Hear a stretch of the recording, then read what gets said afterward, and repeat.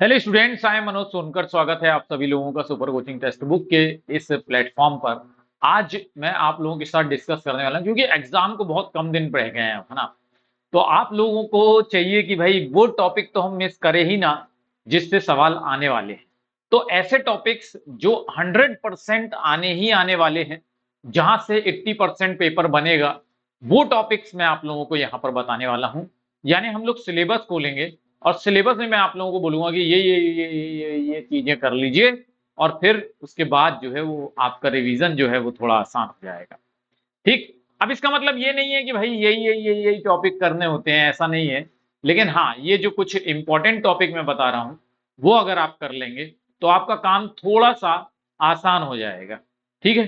तो लेकिन सबसे पहले अगर आप नए हैं, इस चैनल पर आ गए हैं, तो सबसे इंपॉर्टेंट वीडियोस मैं आप लोगों के लिए लेकर के आता हूं जो आपको मिस नहीं करना चाहिए।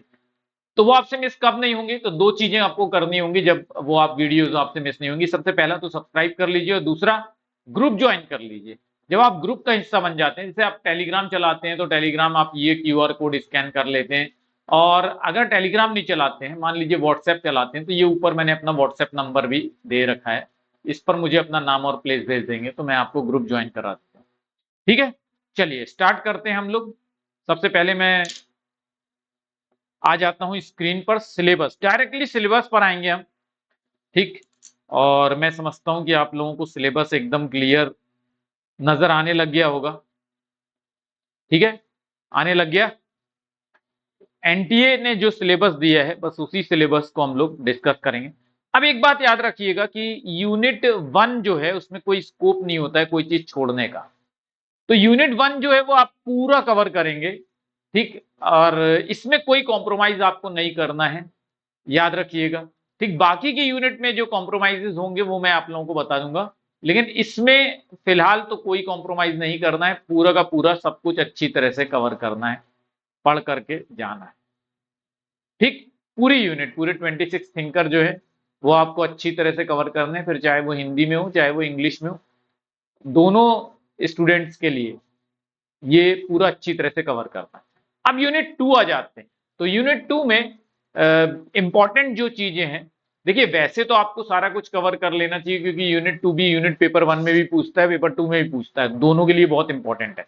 लेकिन फिर भी क्योंकि मुझे बताना ही है कुछ इंपॉर्टेंट टॉपिक, तो इस यूनिट से मैं कुछ जो इंपॉर्टेंट टॉपिक निकालूंगा तो वो है फिलोसॉफी ऑफ साइंस। क्या हो गया? एक सेकेंड।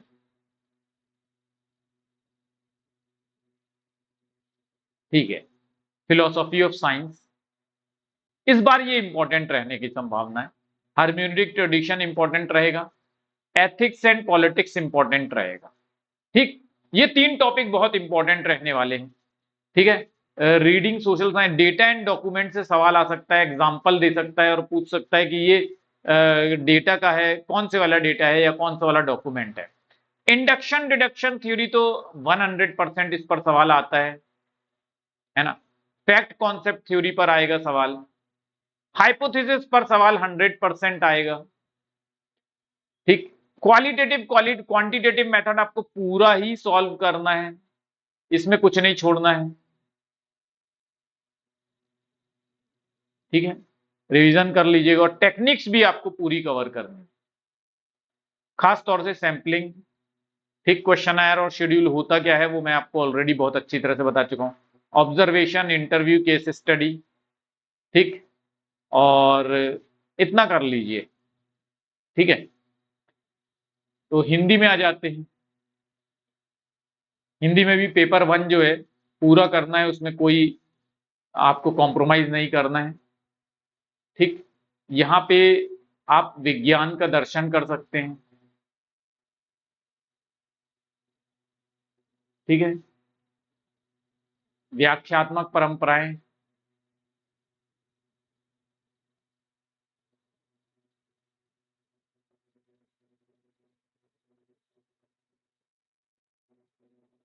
ठीक। एथिक्स एंड पॉलिटिक्स, आचार शास्त्र और राजनीति शास्त्र। ठीक है। शोध अभिकल्प में डेटा और प्रलेखन पठन, आगमन निगमन, तथ्य, संबोध, सिद्धांत, ठीक, और ठीक है हाइपोथेसिस। हाइपोथेसिस बहुत इंपॉर्टेंट है, प्राकल्पना, और ये तो पूरा ही कवर करना है, इसमें कोई कॉम्प्रोमाइज नहीं करेंगे, ठीक। तकनीकों में भी कोई कॉम्प्रोमाइज नहीं है, प्रश्नावली, सूची और अवलोकन, साक्षात्कार, व्यक्तित्व अध्ययन, ठीक, और ठीक है। नेक्स्ट है यूनिट 3। तो यूनिट 3 में सोशियोलॉजिकल कॉन्सेप्ट पूरे कवर करने हैं, लेकिन फिर भी इस बार जो ज्यादा संभावना बन रही है वो कल्चर पे क्वेश्चन पूछने की संभावना बन रही है। स्टेटस एंड रोल पूछेगा ही पूछेगा, आइडेंटिटी पे पूछ सकता है, डायस्पोरा पे पूछ सकता है, वैल्यू नॉर्म्स एंड रूल्स पे पूछ सकता है, ठीक। पर्सन हैबिटस एजेंसी 100% आएगा, ब्यूरोक्रेसी, पावर एंड अथॉरिटी 100% आएगा, ठीक है।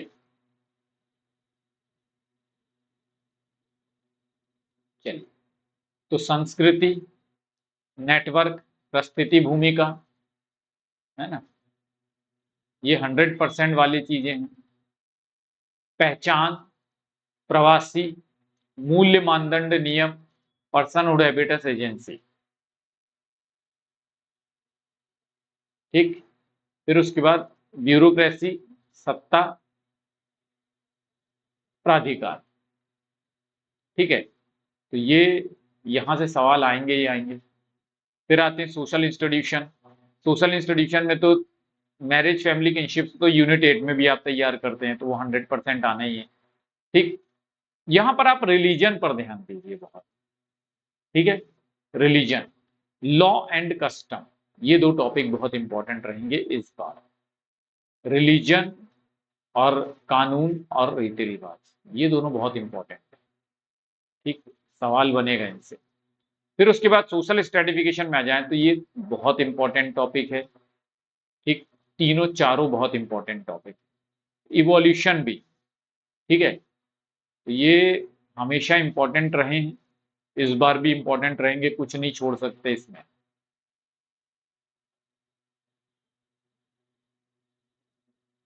ठीक। उद्विकास और प्रसार, वैश्वीकरण बहुत इंपॉर्टेंट है,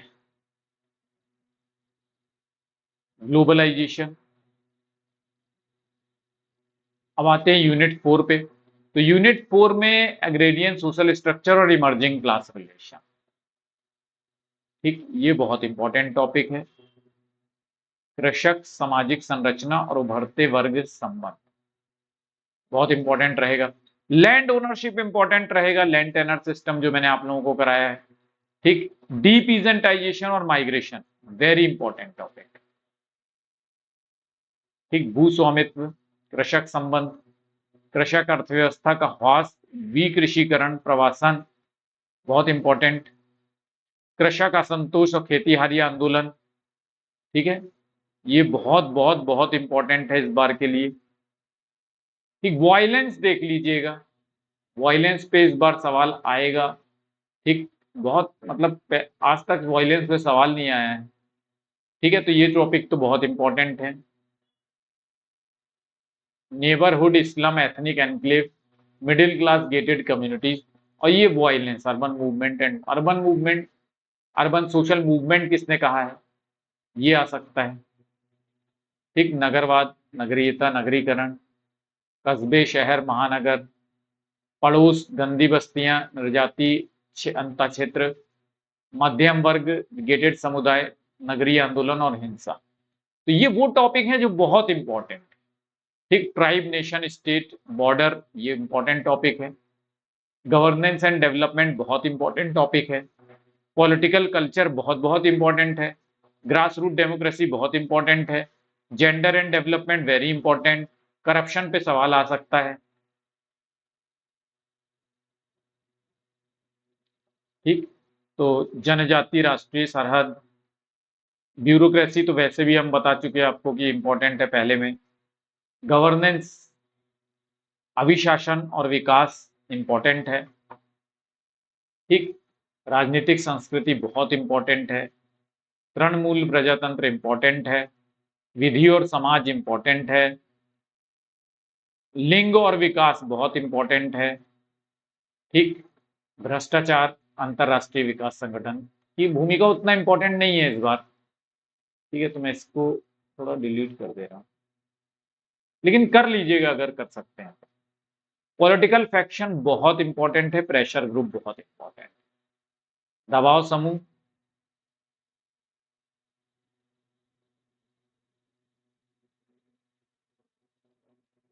ठीक, राजनीतिक गुट, दबाव समूह बहुत बहुत इंपॉर्टेंट।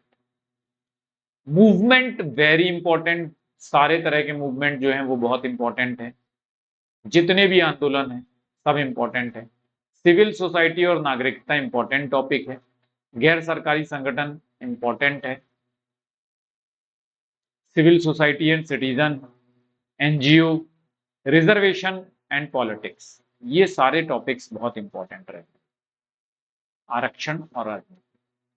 इकोनॉमी एंड सोसाइटी में आपको हर बार ये सवाल पूछता है, इधर से मोड ऑफ प्रोडक्शन से पूछेगा, ठीक, इस वेलफेयर और न्यूलिबरलिज्म से पूछेगा ही पूछेगा, ठीक। तो विनिमय, उपहार, पूंजी, श्रम, बाजार, उत्पादन विधियों पर बहस, संपत्ति एवं संपत्ति संबंध से सवाल नहीं बन सकते हैं। राज्य और बाजार, कल्याणवाद और नवोदारवाद, ये बहुत इंपॉर्टेंट है। आर्थिक विकास के मॉडल बहुत important, models of economic development, poverty and exclusion, changing nature of labour relation, gender and labour process बहुत इंपॉर्टेंट है। डिजिटल इकोनॉमी, ई कॉमर्स से क्वेश्चन आते ही आता है। टूरिज्म और कंजम्पशन, ये बहुत इंपॉर्टेंट टॉपिक है, ठीक है। लिंग और श्रम प्रक्रिया, डिजिटल अर्थव्यवस्था, ई वाणिज्य, पर्यटन और उपभोग, ये काफी इंपॉर्टेंट टॉपिक रहेंगे। चलिए, social and cultural ecology, it's diverse form, बहुत इंपॉर्टेंट है,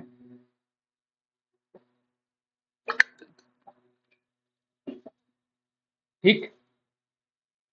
इकोलॉजी के जो टाइप्स मैंने समझाए हैं, पॉलिटिकल इकोलॉजी क्या होता है ना, इस तरह से वो आने की संभावना बहुत है इस बार, ठीक है।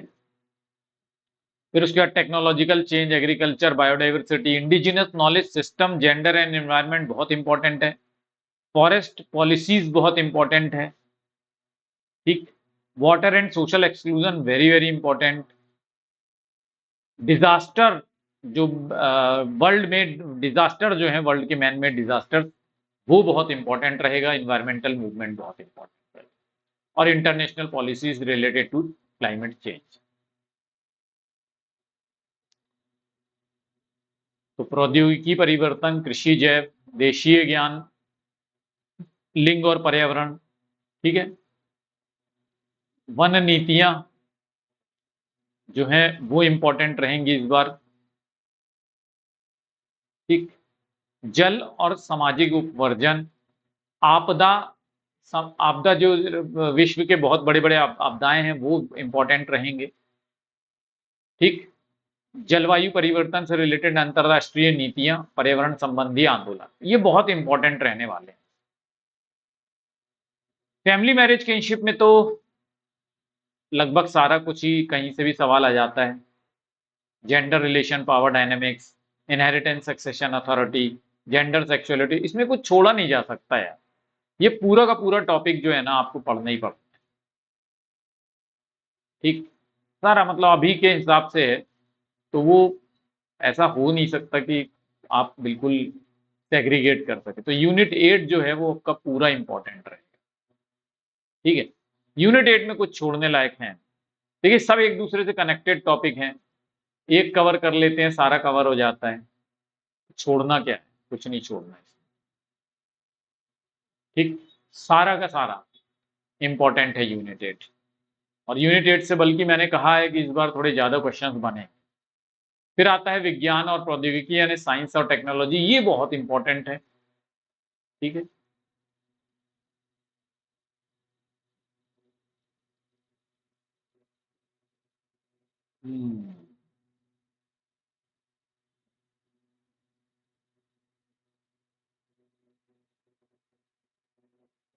साइंस एंड टेक्नोलॉजी, तो हिस्ट्री ऑफ टेक्नोलॉजिकल डेवलपमेंट, ये इवोल्यूशन ऑफ टेक्नोलॉजी पूछ सकता है।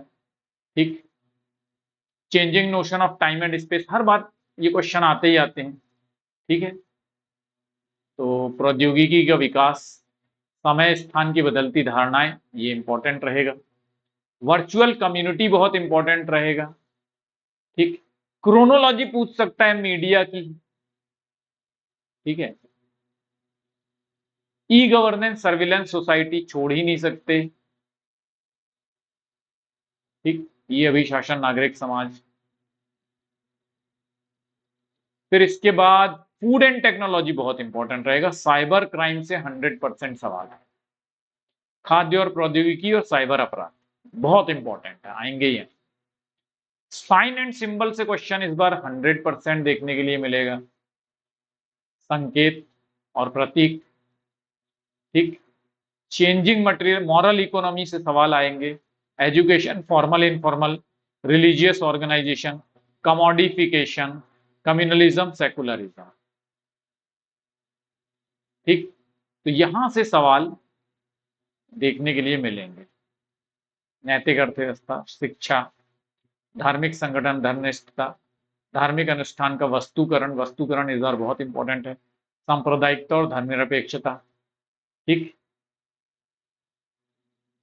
फिर जेंडर बॉडी एंड कल्चर से सवाल 100% आएगा, आर्ट्स एंड एस्थेटिक्स से आएगा, ethics and morality, sports and culture, pilgrimage and religious tourism, religion और इकोनॉमी का क्या रिलेशन है, culture and environment, new religious movement. ये सारे टॉपिक बहुत इंपॉर्टेंट। ठीक है,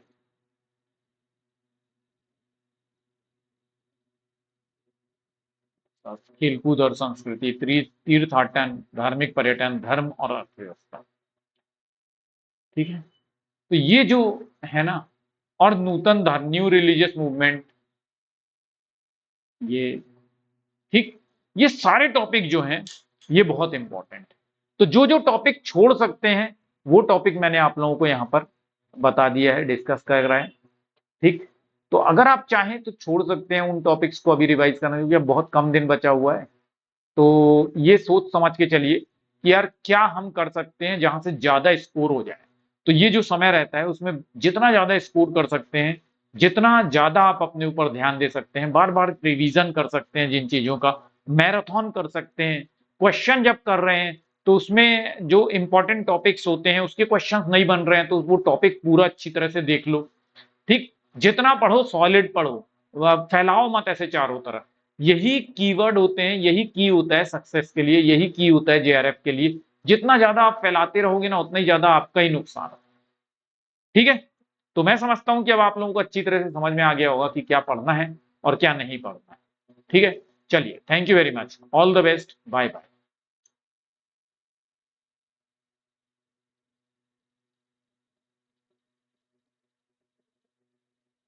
और अभी 11 बजे रोज मेरी मैराथन चल रही है, उसको जरूर से अटेंड किया करो, क्योंकि वो भी आपको सक्सेस दिलाएगी, बहुत इंपॉर्टेंट होती है। अगर आप 11 बजे वाली मैराथन मिस करते हैं तो फिर आप समझ लीजिए कि बहुत कुछ मिस कर रहे हैं। डायरेक्टली एग्जाम में वहां से सवाल देखने के लिए आपको मिलेंगे। Thank you everyone, bye bye.